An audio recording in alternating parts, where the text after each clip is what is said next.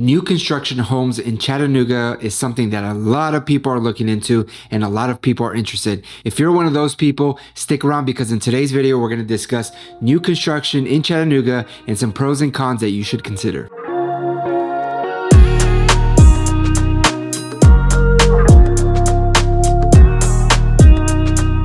To start off today's video, we're going to discuss pros and cons of new construction, but stick around to the end because I'm going to have a lot of tips and things that you should consider or thinking about when buying new construction that aren't necessarily pros or cons. So let's get right into it. The very first pro that I can think about and most people think about is that it's a brand new house, right? And with a brand new house, everything is new. And a lot of people buying homes, especially new construction, love that fact. Obviously, it is new, right? You don't get a lot of charm with new construction unless it's like very, very high-end or custom built homes. And a lot of the areas that these new constructions are built in are up and coming areas. So that's a very big plus that everything's new, right? You have the new AC, new roof, new water heater, new washer and dryer. I mean, everything in the house is new and you're not going to have to worry about any huge renovations or fixes for 5 to 15 years. So that's a big pro for a lot of people looking at new construction. Hey guys, welcome back to the channel. This is Living in Chattanooga, Tennessee. My name is Junior Francica and I'm an agent here in Chattanooga. I love making these videos and giving you guys all this content, and I love helping you move to the area. So if you guys are considering buying a new construction or an older home or just moving to the area in general and you need some guidance and help, feel free to reach out to me on the number on your screen. I would absolutely love to help you guys out. And with that being said, let's get back to today's video. Now let's talk about some cons. The first con that we're going to discuss is that the whole process, depending when you actually start to purchase that new build, it can be very tedious and almost emotionally draining depending on how the process goes for you. So what do I mean by that? Sometimes when people are moving in from out of town or even people locally, they see some new constructions that have been on the market for a while, and by the time that they jump in, the house is almost completed. So right now it's August, so let's say it's about to be completed in October. That only gives us about 2 months, right? So the house is almost completed, and then we kind of go right into it as if we were buying a pre-established home. So it's just inspections, appraisals, and things of that nature. Now, if you were to start the new construction process at the very beginning, you have, 8 to 10 to 14 months of just waiting and planning and trying to see if there's no pushbacks or anything like that. And with that whole planning process, something that can happen with new construction is that the closing dates might be pushed back. This doesn't happen very often, and obviously the builders want to finish as soon as they can because nobody gets paid, especially the builder, until they sell the house. But a lot of the times they might run into some issues, or there might be some inspections that they do not pass with the county and they have to push back closing. For example, I am currently working with some buyers of mine that have been waiting since March of this year, and we were supposed to close at the end of July, and it's mid-August and they just pushed it back another 2 weeks. And the main reason is the septic system was having some issues and it was not passing code, which, you want them to catch that and you want everything to be built properly, which it will, because they have a ton of inspections that they have to go with through the city and the county. It's something that keeps getting pushed back. So that's something to take into account. Now, this doesn't happen all the time. I've sold many different new builds and new construction homes over the past couple years, and this is really the only one that has been pushed back this much. I've had one be pushed back maybe a couple days because they found some issues on the inspection or the blue tape, and we'll get to that later on what that is. But for the most part, it can be pushed back a couple days. That's somewhat normal. I've even had them close sooner because they were able to finish the house sooner, but it is a big possibility that they can fall into issues and be pushed back quite a ways away. The second pro that I want to discuss is the inspection and blue tape that we go through with new construction. Now, with any home you purchase, there's always an inspection period to where you can have an inspection of the home, right? You get the whole condition of the house. The inspectors look for a bunch of different and various things in the home. The main difference from a new construction as opposed to a house that's already built, with the house that's already built, the home inspection is done, and then from there we kind of negotiate things, right? So if we find a big ticket item, we might negotiate the price or closing costs or credit, but for the most part, everything that's on the list is not going to get fixed, and it's just things for you, the buyer, to know going into the transaction, right? Of course, we can get the big ticket items fixed, but for the most part, the house is not going to be in perfect condition when we purchase. Now, as opposed to new construction, the positive or the very big pro is that typically when the house is ready for inspections, we send our inspector out there and they come back with a list of things that aren't either up to code or things that need to be fixed on the home. And essentially with most builders, we take that list and we give it to the builder and they have a couple weeks and they take care of everything on the list. And that's really the main difference between new construction and a home that's already built with the inspection, is that with an inspection for new construction, everything on the list typically gets built, especially the things that are not up to code. And now the added thing that we get with the new construction, we have something called a blue tape inspection.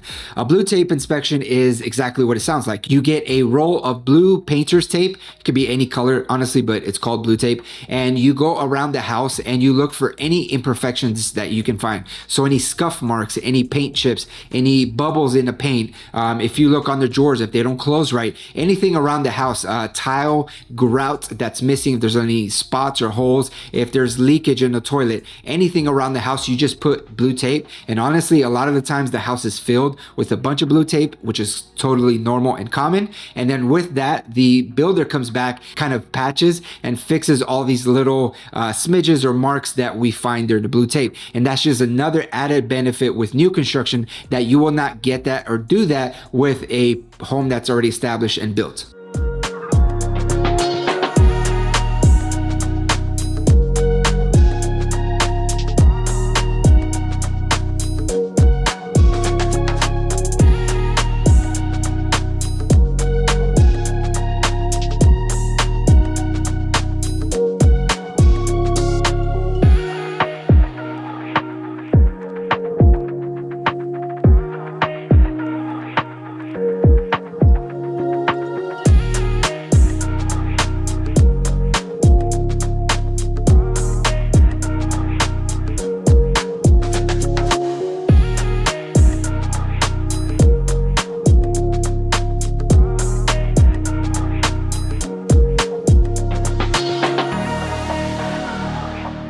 The second con that we're going to discuss is how new construction is typically, not always, but typically at the high end of the price range in certain areas. And that's obviously because it's brand spanking new, right? So new builds typically set the market. So in any area, new builds are a little bit more expensive than the other homes. So when a new build is sold, that kind of starts setting the price and the appreciation in the area. And so they typically sell at the higher end of price per square feet. So just to give a general example, if you have an area that's appreciating, let's say the price per square feet for a 5-year-old home is anywhere from 180 to 210. On a new build, you'll see anywhere from 215 to 225 to even 240, depending on the new build, depending on the specific location, subdivision, the type of builder, the finishes, so on and so forth. So the new build is typically on the higher end as far as price point goes for the area. The third pro I want to discuss is that yes, new builds are a little bit more expensive, like I just mentioned, but the good thing is that new builds typically appreciate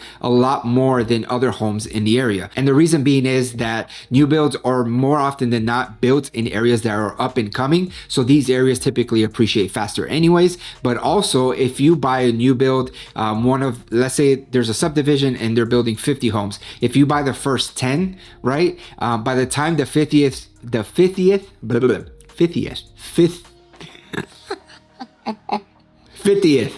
I can't talk.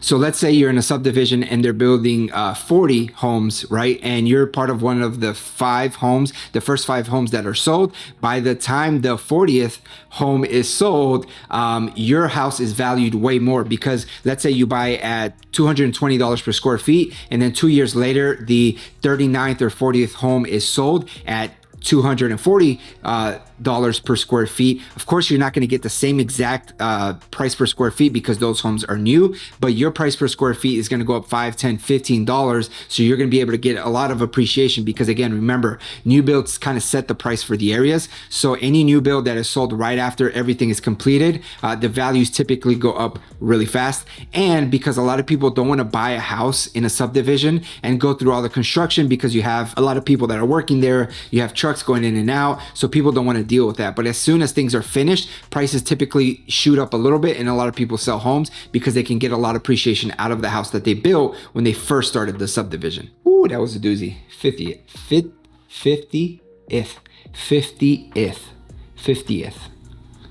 Hard word.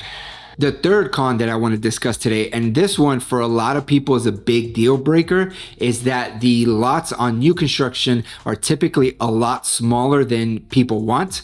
A lot of times people come from out of town and they have this dream of owning acreages and acreages in Tennessee or Chattanooga, but for the most part, you will not find new builds that have over 0.25 of an acre on the high end, maybe 0.30 of an acre if we start pushing the price point a little bit higher, unless it's a custom build. If you buy an acre, 5 acres, and you custom build a home, which is gonna be way more expensive than buying something in a subdivision, for the most part, you're gonna find anywhere from 0.14 to 0.18 of an acre. Sometimes on the low end, it'll get to 0.11, right, for smaller homes, but 0.25 for much bigger homes. And that's something you have to consider and take into account. Now, something I will mention is that people sometimes want a half acre to an acre because they want this privacy. And a lot of subdivisions here are built within nature, right? So you have one road going this way and back way are kind of like zigzagging, but the backyard is just forest and nature. And the front yard, yes, there's another house,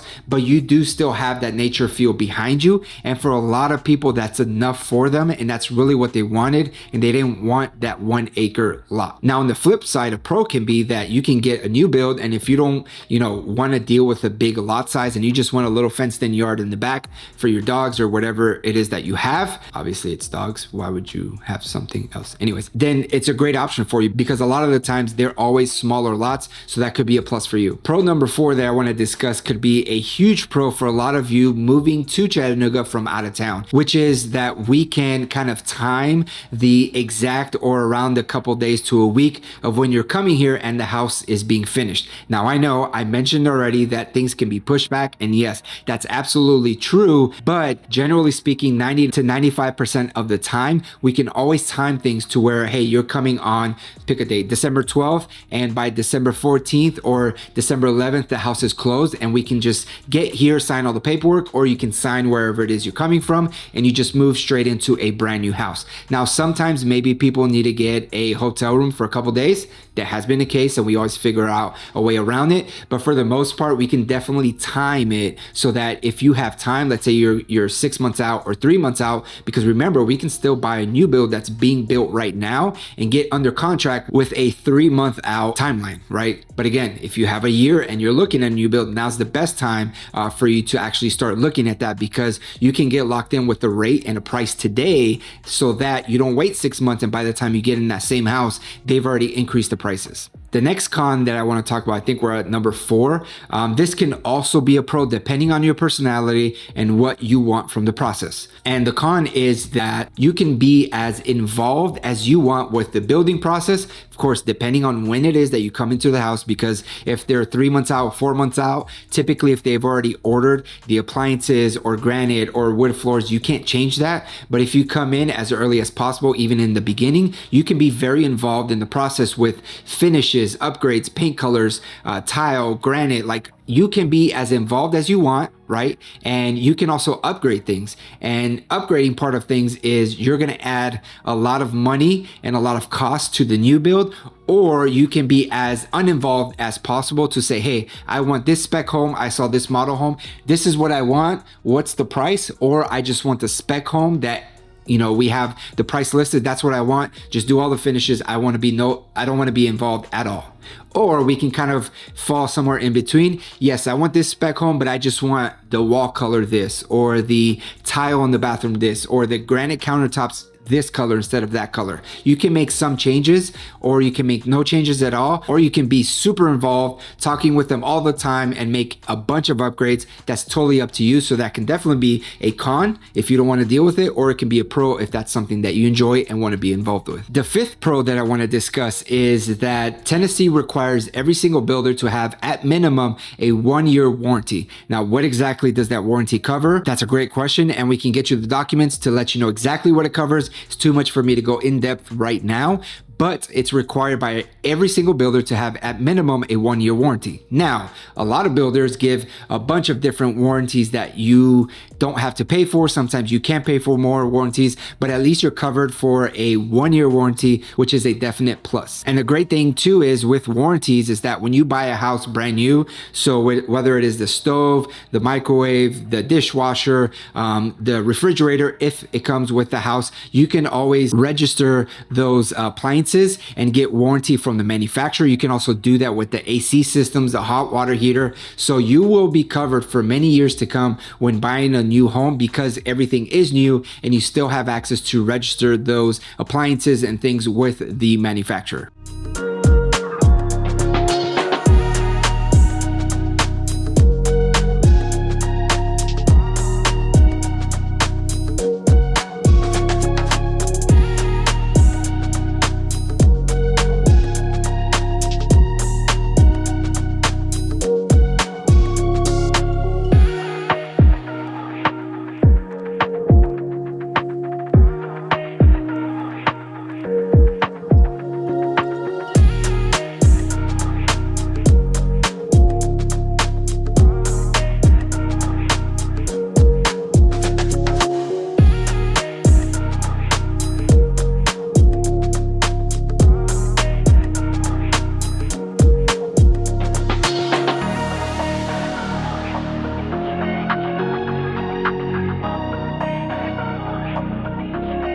Now we come to the part of the video where we're going to discuss things that you should know or consider or just think about as you try or consider to buy a new construction home. And the very first thing is a question that I get all the time. I'm speaking to buyers or clients that are moving here from all over the country, and they're like, hey, I saw a new build in such and such area for, let's say, $300,000. And I think to myself, that's kind of weird. The first time it happened, I thought to myself, that's kind of weird. I know in that area, new builds or new construction starts at around $450. So what's going on? And I ask them, I don't see anything. Where do you see that? And they send me a Zillow listing of a new construction. In fact, $300,000. Now, after I did digging and after I spoke to people, something that you need to know is that if you see something on Zillow or Realtor or any of these other websites for a new construction and it looks cheaper than everything else in the area, the reason is that the price that they're showing you is just the price of the construction of the home. That does not include any upgrades that you're going to do, and it does not include the lot that the house has to be built on. So that's a way that a lot of builders can kind of get your information, because you get excited, it's super cheap, we need to jump on this now. You call the builder and then they get your information, and after they explain, hey, it's not this cheap, they can still market to you. That's just a builder tactic. Nothing wrong with that, but that's the truth, right? So when you see something that's a new build and it's typically a lot cheaper than a lot of the other new builds in the area, it's probably because it does not include at minimum the lot and any upgrades that you do to the house. Now, how much is a lot? That varies, right? The cheapest lot could be $50,000. It could be $15,000. It could be $40,000. And then the more expensive lots, which are the corner lots or lots that are bigger, longer, wider, or that they're on the cul-de-sac, could be way more, triple the price of the cheaper lot. So there's a lot more that goes into it. It's not just the price that you see on Zillow. So something to note that when you're looking at new construction, take that into account. The other thing that you should know is that you should absolutely call an agent like me when you're considering working with a new construction. It's very easy to just call the builder. A lot of the big builders have their own agents, so it's easy to call them up and be like, hey, I want to buy this house. Let's start the process. Here's why you should not do that, in my opinion. For one, the agent that works for the builder, their main job is to oversee everything, get paperwork done, but they have the builder's interest at heart. Whereas you work with somebody like me, an agent, I am the fiduciary for you, the buyer looking to buy the new construction, which means that I look out for your best interests, right? Now, I know you're thinking, well, if I work with you, it's going to be more expensive. Actually, it's not the case. When builders build houses, they put into the profit and all the numbers that they are already going to pay commission. to buyer's agents like me. So whether you use me or not, that money is already rolled into the price of the home. So it's absolutely free to you, the consumer, the buyer trying to buy the new construction, to use somebody like me, an agent, because all we're going to do is have your interest at heart and we're going to go to bat for you, whereas the listing agent is going to go to bat for the builder. So something to know is that it's free to use us, and we have a lot of knowledge and experience that the listing agent will probably not share with you because, again, their interest lies with the builder. So just to give you an example of why or what we could do for you that could not be done with the listing agent of the builder is that, for example, there was a time that I had somebody looking for new construction. I was able to get them $2,500 in seller credits, which just means that when we close, the seller is going to give them back $2,500 at closing. I was able to negotiate that on the front end. During the process, the builder had to push back a week or so, and that didn't align with the buyer because there was conflicts that they weren't going to have anywhere to live and they had kids and all these things. I was able to then renegotiate another $2,000 extra from the builder to pay the buyers. So by just using me, I was able to have $4,500 in credits for the buyers. Whereas if they would have called the listing agent, they probably wouldn't have gotten that. And I will tell you that I had to do a lot of convincing and a lot of negotiation with the builder and the listing agent that I'm almost 100% sure they would have never got any of those credits because, again, my interests lie with the buyer, not the builder. So that's something that you should think about. Definitely use an agent like me. Again, moving here, call me up. I'll go to bat for you guys every single time. And the third thing to know is that a lot of builders have a lot of different incentives, right? Big builders typically have their own mortgage side of things. So sometimes they have incentives of rates buy downs. And all that means is that if you use their lender, they will give you 2% rate buy down. So what that means is for the first year, you get 2% decrease in your interest rate. And the second year, you get 1% decrease in interest rate. And then the third year, you get the normal interest rate that you got when you first purchased the house. Why is this any good for you? So let's say the rates are at 7% and your monthly payment is, let's say, $3,000. If you get that interest rate decrease of 2% to 5%, maybe your payment goes from $3,000 to $2,100, right? So that $900 is a big difference. Then the second year, your rate only goes down by 1%. So the payment goes up to $2,500. And then the third year goes back to the normal interest rate and the payment is $3,000. This is a good thing because maybe for the first 2 years where your payment is cheaper, if interest rates decrease, you can always refinance into the lower interest rate and then your payment will also be cheaper. So this is an incentive that builders and local lenders have a lot of the times for people looking to buy new construction. Sometimes builders will also have incentives for credits towards upgrades. So sometimes they give promotional, like for the next month, if you buy a house or go under contract with us, we will give you $10,000 towards any upgrade. So when you go through the process of building a house, you have $10,000 to spend on any finishes or any upgrades to the house. Other things that they do is sometimes give you seller credits, which is if you get under contract with us within the next month, we will give you $4,000, $5,000, $8,000 towards your closing costs. Or there's just a mixture of everything. Something that you could do is just reach out to agents like me, give me a call. And we have a lot of relationships with a lot of builders in the area and the listing agents.